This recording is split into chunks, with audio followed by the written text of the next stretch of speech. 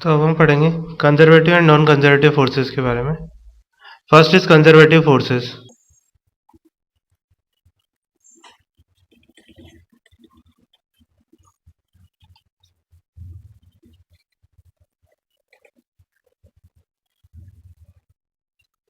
ऐसे फोर्सेस जिनके अगेंस्ट किया गया वर्क डन पाथ से इंडिपेंडेंट होता है, that is known as conservative forces.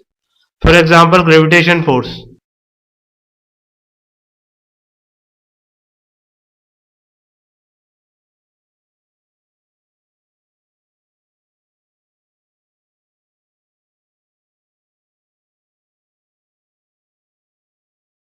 Suppose मैं इस बॉडी P को उठाकर h हाइट तक लेके जाता हूँ, तो मुझे ग्रेविटेशनल फोर्स के अगेंस्ट वर्क करना पड़ेगा।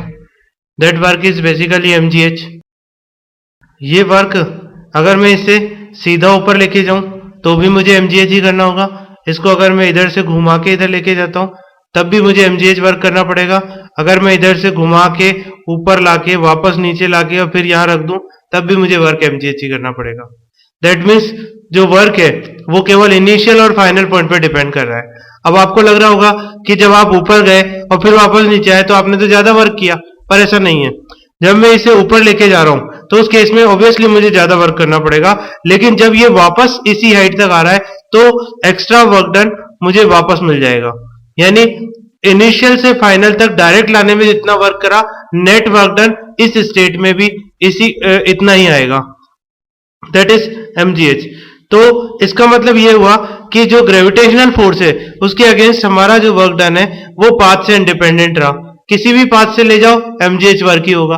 तो इसका मतलब ग्रेविटेशनल फोर्स जो है वो कैसा होगा? Conservative force. इसी तरह से इलेक्ट्रोस्टैटिक फोर्स भी कंजर्वेटिव फोर्स होता है। सपोज q1 चार्ज यहां रखा हुआ है और मैं q2 चार्ज को r डिस्टेंस तक लेके आता हूं। इन दैट केस मुझे वर्क करना पड़ेगा k q1 q2 upon r। ये वर्क डन चाहे मैं किसी भी पाथ से लेके आऊं इतना ही वर्क करना पड़ेगा। If initial and final point अगर q1 और q2 के बीच की डिस्टेंस स्मॉल r है तो मुझे work k q1 q2 upon r ही करना पड़ेगा। If I take this charge from infinity to this point. तो इस तरह से हमने कंजर्वेटिव फोर्स के बारे में पढ़ा कि अगर work done against the force path से इंडिपेंडेंट आता है तो इस तरह के फोर्स को हम कंजर्वेटिव फोर्स कहेंगे। तो ऐसे कौन से फोर्स है जिनका वर्क डन पाथ से पे डिपेंड करता है? Friction force.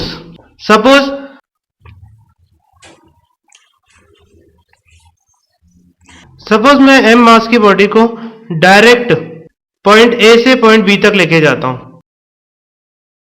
In that case work is W1।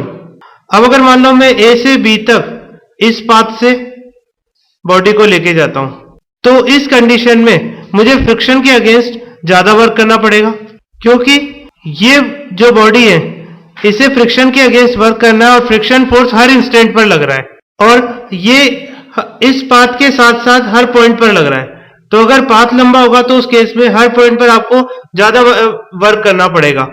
इस कंडीशन में आपको सीधा पाथ छोटा है इसलिए आपका वर्क डन भी कम आएगा। तो इसका मतलब इस पर्टिकुलर केस में W2 is greater than W1 है अगर वर्क फ्रिक्शन के अगेंस्ट किया गया है तो इसका मतलब ऐसे फोर्स जिनके अगेंस्ट किया गया वर्क डन पाथ पर डिपेंड करता है इन्हें हम नॉन कंजर्वेटिव फोर्स में डालते हैं। तो अब तक हमने बात की डिफरेंट टाइप ऑफ फोर्सेस की, उनकी क्लासिफिकेशन की।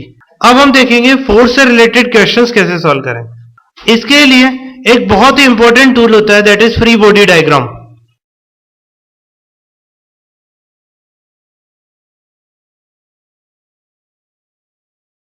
फ्री बॉडी डायग्राम जैसा कि नाम से ही पता चल रहा है, इसमें हम बॉडी को बाकी सारे सिस्टम से फ्री कर देंगे और केवल ऐसे ही तो फ्री कर नहीं सकते, तो हम क्या करेंगे, उस बॉडी पर लगने वाले सारे फोर्सेस को शो करेंगे।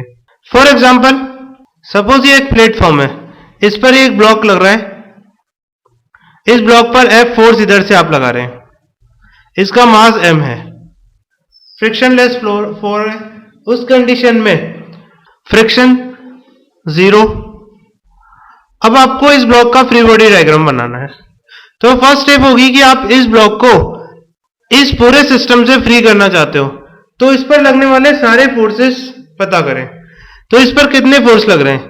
फर्स्ट फोर्स जो आप अप्लाइड फोर्स लगा रहे हो ये वाला, इसके अलावा ये सरफेस इस पर नीचे से फोर्स लगा रही है, इसके अलावा वेट ऑफ द बॉडी जो कि ग्रेविटेशनल पुल है। तो अगर मैं इस बॉडी एम को यहां ड्रॉ करता हूं तो इस पर मैं 3 फोर्स बताऊंगा।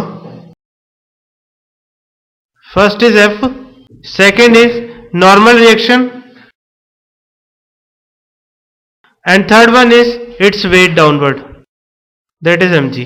तो इस तरह से फ्री बॉडी डायग्राम में हम बॉडी को सिस्टम से फ्री कर देते हैं, पर उस पर लगने वाले सारे फोर्सेस हमें बताने होंगे।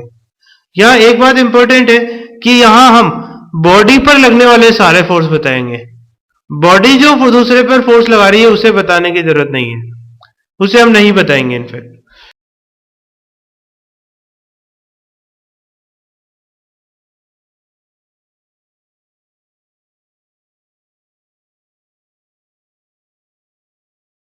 Translatory equilibrium. ट्रांसलेटरी इक्विलिब्रियम का मतलब है कि कोई भी बॉडी जिस पर नेट फोर्स जीरो हो वो ट्रांसलेटरी इक्विलिब्रियम में होगी। नेट फोर्स जीरो होने का यह मतलब नहीं है कि उस पर फोर्स नहीं लग रहा, उस पर फोर्स लग सकते हैं। एक से ज्यादा फोर्स हो और वो एक दूसरे को बैलेंस कर रहे हो, in that case net force zero हो जाएगा। It means in translatory equilibrium अगर बॉडी रुकी हुई है तो वो रुकी रहेगी, और अगर वो चल रही है तो सेम वेलोसिटी से सेम डायरेक्शन में चलती रहेगी।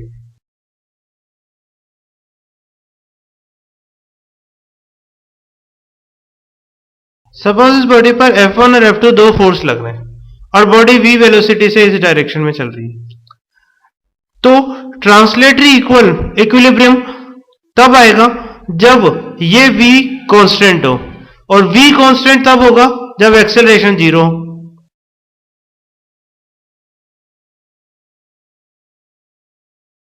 एक्सेलरेशन जीरो होने के लिए नेट फोर्स का जीरो होना जरूरी है, मतलब ट्रांसलेटरी इक्विलिब्रियम की एसेंशियल कंडीशन होगी F net vector equal to zero.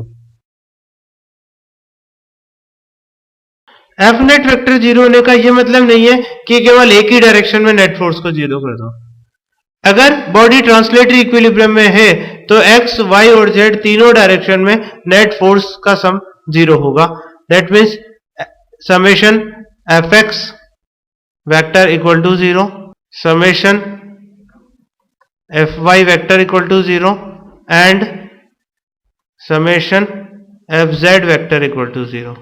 मतलब एक्स डायरेक्शन में भी नेट फोर्स जीरो होना चाहिए, वाई डायरेक्शन में भी नेट फोर्स जीरो होना चाहिए और जेड डायरेक्शन में भी नेट फोर्स जीरो होना चाहिए।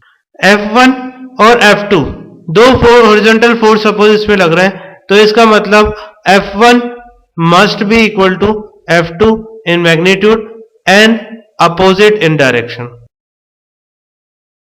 अब आप कहेंगे एक्स डायरेक्शन में तो इक्विलिब्रियम आ गया वाई और जेड, वाई डायरेक्शन अगर मैं इसको मानूं तो वाई डायरेक्शन में भी इक्विलिब्रियम है। इस पर एक फोर्स लग रहा होगा gravitational force, that is due to earth mg। ये mg इस सरफेस के नॉर्मल रिएक्शन से बैलेंस्ड हो जाएगा, यानी वाई डायरेक्शन में भी इक्विलिब्रियम आ जाएगा। जेड डायरेक्शन में इक्विलिब्रियम, जेड डायरेक्शन में दैट इज अगर मैं इसको टॉप से देखूं तो उस कंडीशन में मुझे इसका जो व्यू नजर आएगा उसमें न तो इधर से कोई फोर्स लग रहा है न इधर से कोई फोर्स लग रहा है, यानी जेड डायरेक्शन में इस पे नेट फोर्स जीरो लग रहा है। तो एफ एक्स का इक्विलिब्रियम, एफ वाई का इक्विलिब्रियम और एफ जेड है ही नहीं, तो इसका मतलब ये बॉडी ट्रांसलेटरी इक्विलिब्रियम में है अगर ये कंडीशन सेटिस्फाई रहती है। तो ट्रांसलेटरी इक्विलिब्रियम की 3 कंडीशन रहती है। First is stable equilibrium, second is unstable equilibrium and third is neutral equilibrium.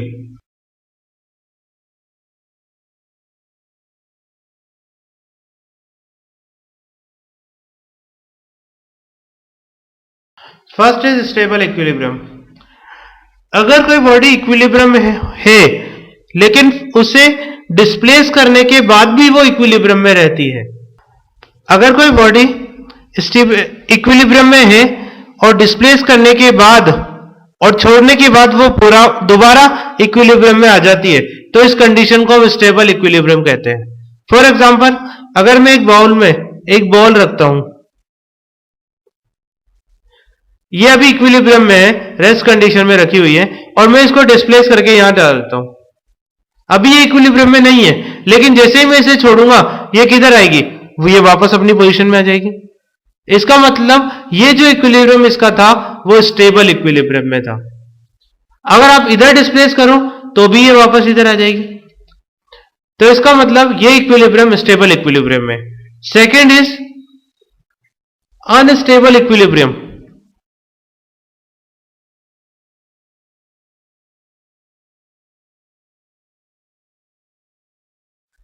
Suppose मैंने इस बाउल को उल्टा रखा और यहां पर एक बॉल को तरीके से रख दिया और यहीं पर रोक दिया। अभी इसका इक्विलिब्रियम है क्योंकि मैंने सारे फोर्स हटा दिए, तब भी ये रुकी हुई है।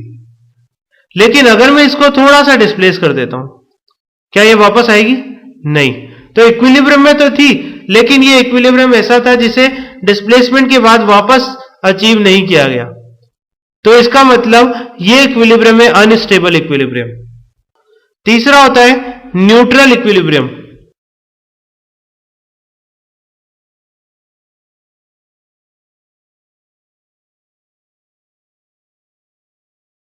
सपोज ये एक प्लेन सरफेस है जिस पर मैंने एक बॉल को रखा और इसे रोक दिया। अभी ये इक्विलिब्रियम में क्योंकि इस पर नेट फोर्स 0 है और ये कहीं भी नहीं जा रही, कोई एक्सेलरेशन नहीं है।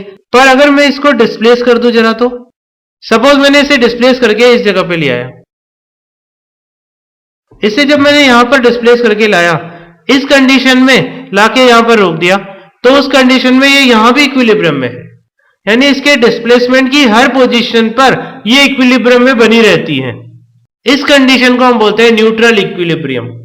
अगर इक्विलिब्रियम हर कंडीशन में मेंटेन रहे, डिस्प्लेस करने के बाद भी और पहले भी, तो इस कंडीशन को बोलेंगे न्यूट्रल इक्विलिब्रियम। डिस्प्लेसमेंट करने के बाद इक्विलिब्रियम दोबारा अचीव नहीं हो अपने आप, तो इसे हम बोलेंगे अनस्टेबल इक्विलिब्रियम। डिस्प्लेसमेंट करने के बाद भी अगर इक्विलिब्रियम दोबारा अचीव हो सके, तो उस कंडीशन को हम स्टेबल इक्विलिब्रियम बोलेंगे।